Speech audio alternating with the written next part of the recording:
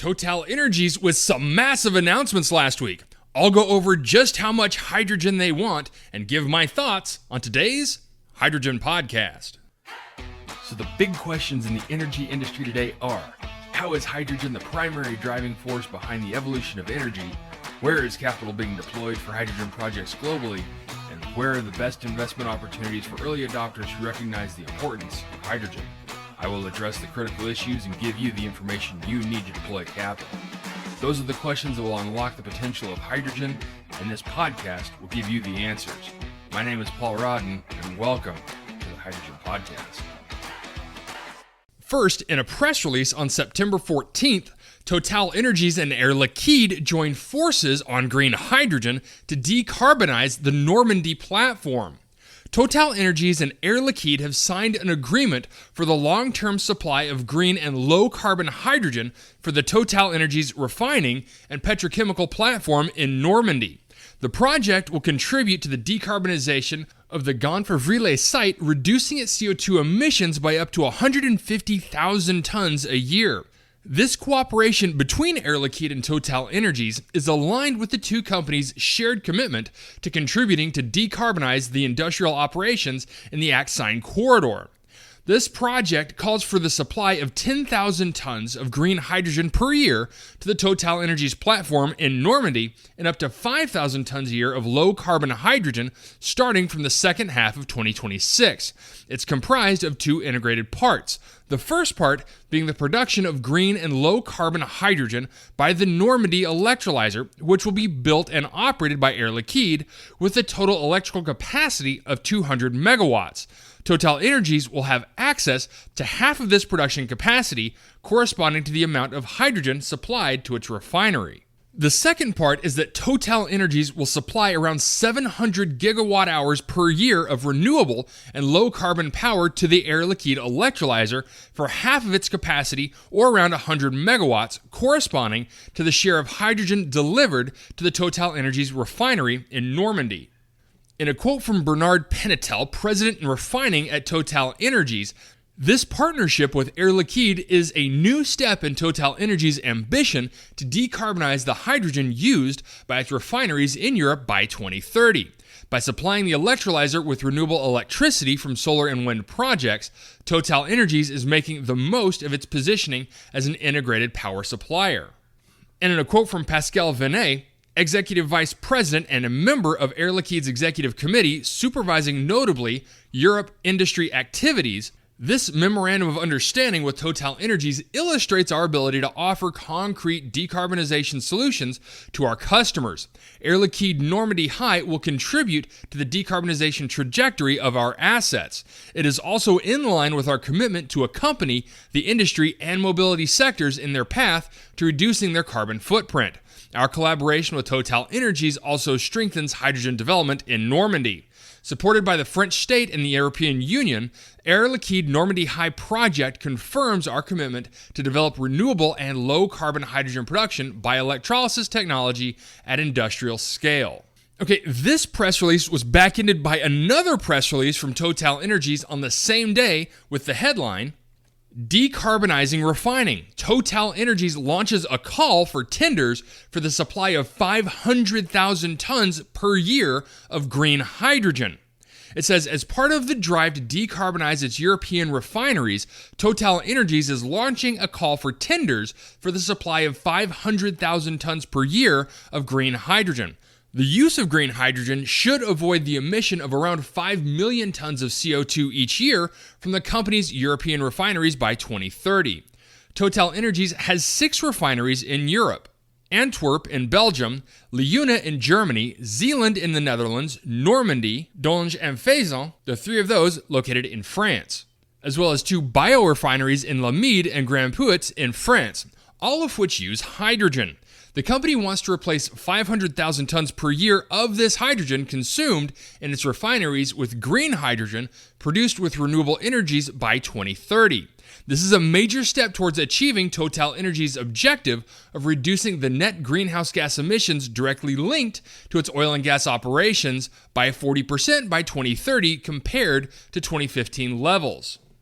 In a quote from Patrick Poyan, Chairman and CEO of TotalEnergies, this massive call for tenders is fully aligned with TotalEnergies' ambition to decarbonize all of the hydrogen used in its European refineries by 2030, alongside other green and low-carbon hydrogen production projects that the company is already undertaking at Lomede, Grand-Puits, Leuna, and Normandy. We are now approaching third-party providers to supply us with green hydrogen to accelerate the decarbonization of our operations. As a consequence, by offering to various worldwide suppliers the opportunity to secure medium and long-term contracts with TotalEnergies, we trust we will benefit from the most competitive solutions they've developed.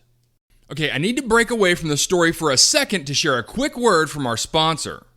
From water electrolyzers to flow batteries and fuel cells, Nafion proton exchange membranes play a major role in advancing the hydrogen economy. Through their high conductivity, superior strength, and chemical durability, Nafion membranes provide the performance needed to make green hydrogen safer, more sustainable, and more affordable. Learn how Nafion ion exchange materials support the decarbonization of energy across the globe at www.nafion.com. Now, back to the show. TotalEnergies is committed to reducing the carbon footprint of producing, converting, and supplying energy to its consumers. One of the levers identified by the company is to use green or low-carbon hydrogen to decarbonize its European refineries, a move that should help reduce its CO2 emissions by around 5 million tons a year by 2030. In addition to this call for tenders, hydrogen-related projects have already been announced at 1. Lomede, which is the Mashaila project to produce green hydrogen for the biorefinery's needs, is in progress and in partnership with Engie. At Grand-Puits, in November 2022, TotalEnergies and Air Liquide signed a partnership agreement to develop an innovative circular system for producing 20,000 tons a year of hydrogen that is partly renewable thanks to the recycling of residual biogas from the biorefinery. At Leuna, in 2023 June, TotalEnergies and VNG, a German natural gas distribution company, signed an agreement for the future supply of green hydrogen to the Leuna refinery. And in Normandy, which we just covered, in September of 2023, TotalEnergies and again Air Liquide signed an agreement for the future supply of up to 15,000 tons per year of green and low-carbon hydrogen to the TotalEnergies complex in Normandy. Okay, so 500,000 tons a year of hydrogen is an astronomical amount, and with this announcement, I can envision every single electrolytic hydrogen provider around the world is busy at work throwing their hat into the ring to be a supplier. Now, there are two main points that I can identify with both of these press releases. The first is the sheer volume announced that they're pursuing. Of the 8 refineries listed in the second press release, they've only announced the target usable amount of hydrogen for 2 of them, Grand-Puits and Normandy, both of these totaling only 35,000 tons a year, meaning over 450,000 tons a year will be divided for the remaining refineries in Belgium, Germany, Netherlands, and France. We also know that Germany and the Netherlands both have strong aspirations for hydrogen utilization. Now, will that help or hinder TotalEnergies from getting the needed hydrogen in those respective countries? And will the EU regulations around how the hydrogen was created play a factor into how quickly this hydrogen can be delivered? Which brings me to my second point.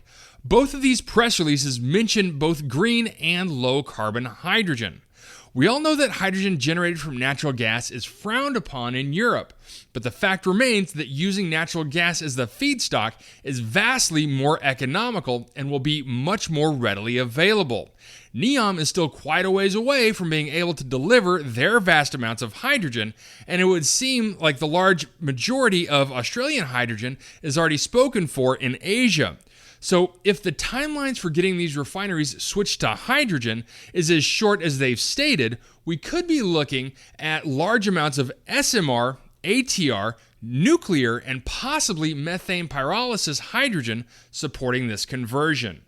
And now, before I sign off today, I want to let all of our UK and Europe listeners know that our good friend Bridget von Dorsten at Wood Mackenzie is going to be speaking at the Wood Mackenzie Hydrogen Conference 2023 that's happening September 20th in London, which is in a couple of days by the time this episode airs. If you're in the area, I highly recommend attending. Bridget is a high flyer in the industry and an expert, and it is worth hearing what she has to say. Actually, there are a number of really good speakers on this list that I would really be excited to hear from. Sebastian from High 24, Marita from H2 Green Steel. Now, they have been making some headlines recently. BP, Uniper, Linde. It's an impressive collection. Claude from Woodmac is going to speak, which is really great, and the hydrogen manager from the Port of Antwerp is going to be speaking at the event. I think it would be interesting to hear how that project is coming along. I really think they could write the blueprint on how hydrogen port infrastructure is built. Anyway, I think it would be a great conference if you can make it. And speaking of conferences, I would also like to announce that I have been asked again to moderate a panel at Reuters Hydrogen North America Conference in October and chair a discussion on the hydrogen demand side. I am honored to be a part of this conference and excited to talk about the future of hydrogen. If you come to the conference, please find me so we can connect. Although, I'll warn you, I might talk about our new hydrogen site selection software I just launched called the H2 Advantage. The software will give your company a clear, competitive advantage when seeking guidance on feedstock availability, offtake opportunities, and the best hydrogen location analytics to maximize project profitability. I look forward to the conference and hope to see you all there. All right, that's it for me, everyone. If you have a second, I would really appreciate it if you could leave a good review on whatever platform it is that you listen to. Apple Podcasts, Spotify, Google, YouTube, whatever it is. That would be a tremendous help to the show. And as always, if you ever have any feedback, you're welcome to email me directly at info@thehydrogenpodcast.com. So until next time, keep your eyes up and honor one another. Hey, this is Paul. I hope you liked this podcast. If you did and want to hear more, I'd appreciate it if you would either subscribe to this channel on YouTube or connect with your favorite platform through my website at www.thehydrogenpodcast.com. Thanks for listening. I very much appreciate it. Have a great day.